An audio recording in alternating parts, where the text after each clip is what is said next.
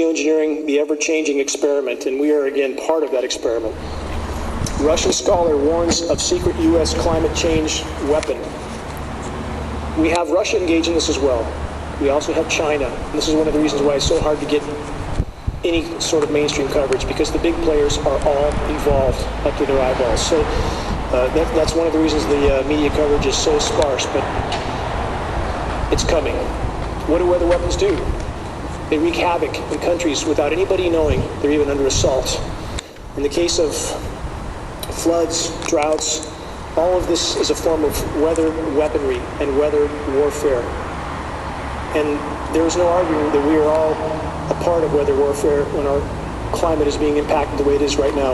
Again, countries around the globe, this sort of impact, nobody would recognize as being an assault. And that's what's so prized about weather warfare for the powers that be.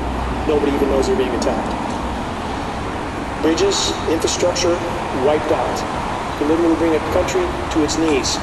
You can bring a state to its knees as well, especially a state that doesn't seem to want to conform too much with the federal government. You can drop them out completely. And that's exactly what's happening in California right now. This sort of drought in Africa has been used for decades. We know these programs have been going on, and their impact in Africa appears to be directly related to bringing countries to their knees and opening up the door for U.S. occupation. You have U.S. boots on the ground in about 156 countries around the globe. Not singling out the U.S. because other countries, again, as I said, are at this as well. Empty reservoirs. This is where California is headed today. I think we all know that. If we reach the end of this year without significant rainfall, we will be in free fall into a cataclysm that's never before been recorded. Our forests are going up in flames. As geoengineering impacts the system from top to bottom, it starts to feed itself.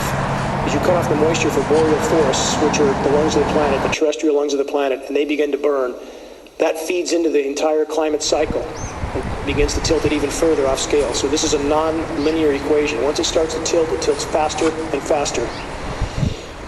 These sorts of clouds historically have not been well recorded. Now they are.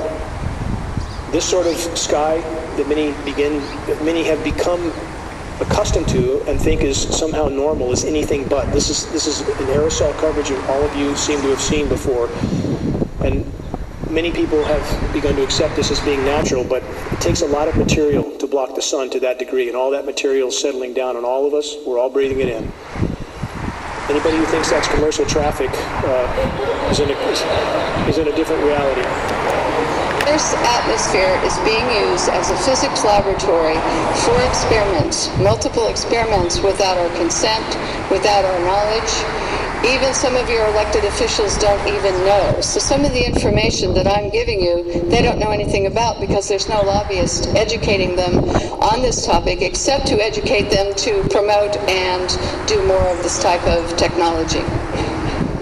I just want everyone to know and understand that of all things, of all the freedoms that we are losing, geoengineering is the #1 issue that we are facing, because you can have guns and money and you can have everything. If you don't have food and water and you are dying of respiratory or neurological illnesses, what does it matter? So you've heard about vaccines, and you'll hear, about smart meters, and you'll hear about other issues like fracking. These are all systemic effects. We are getting overexposed to toxins. People will tell you fluoride's in the water, but it's not a lot. It is a lot because you're getting it everywhere in your food, water that you drink. Everything is washed with that water, and you're getting your vaccines. All this, it's a coupled systemic effect, and our bodies cannot metabolize these toxins.